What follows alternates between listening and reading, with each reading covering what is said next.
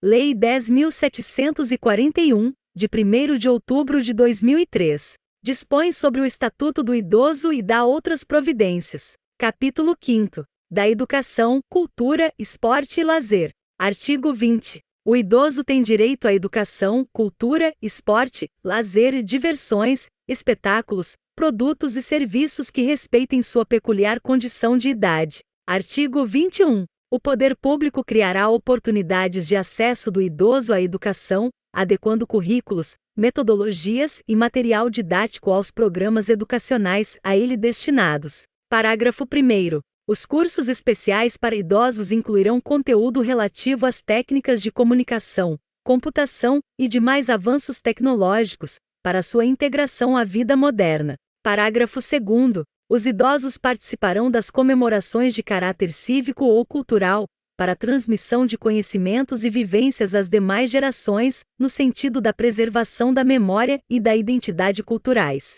Artigo 22. Nos currículos mínimos dos diversos níveis de ensino formal serão inseridos conteúdos voltados ao processo de envelhecimento, ao respeito e à valorização do idoso, de forma a eliminar o preconceito e a produzir conhecimentos sobre a matéria. Artigo 23. A participação dos idosos em atividades culturais e de lazer será proporcionada mediante descontos de pelo menos 50% nos ingressos para eventos artísticos, culturais, esportivos e de lazer, bem como o acesso preferencial aos respectivos locais. Artigo 24. Os meios de comunicação manterão espaços ou horários especiais voltados aos idosos, com finalidade informativa, educativa, artística e cultural, e ao público sobre o processo de envelhecimento. Artigo 25. As instituições de educação superior ofertarão às pessoas idosas, na perspectiva da educação ao longo da vida,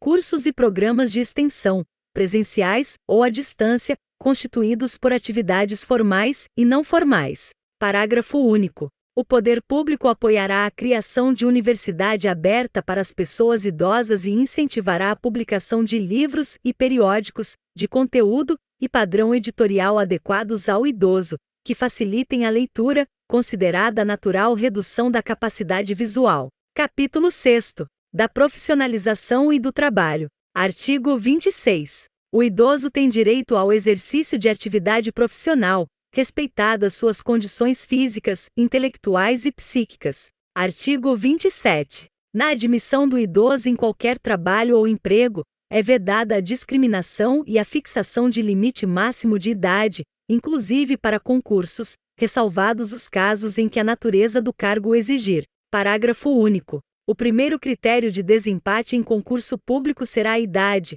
dando-se preferência ao de idade mais elevada. Artigo 28. O poder público criará e estimulará programas de: inciso 1º, profissionalização especializada para os idosos, aproveitando seus potenciais e habilidades para atividades regulares e remuneradas. Inciso 2º, preparação dos trabalhadores para a aposentadoria, com antecedência mínima de 1 ano, por meio de estímulo a novos projetos sociais, conforme seus interesses, e de esclarecimento sobre os direitos sociais e de cidadania.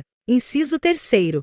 Estímulo às empresas privadas para a admissão de idosos ao trabalho. Capítulo 7º. Da Previdência Social. Artigo 29. Os benefícios de aposentadoria e pensão do regime geral da Previdência Social observarão, na sua concessão, critérios de cálculo que preservem o valor real dos salários sobre os quais incidiram contribuição, nos termos da legislação vigente. Parágrafo único. Os valores dos benefícios em manutenção serão reajustados na mesma data de reajuste do salário mínimo, pro rata, de acordo com suas respectivas datas de início ou do seu último reajustamento, com base em percentual definido em regulamento, observados os critérios estabelecidos pela Lei 8.213, de 24 de julho de 1991. Artigo 30. A perda da condição de segurado não será considerada para a concessão da aposentadoria por idade, desde que a pessoa conte com, no mínimo,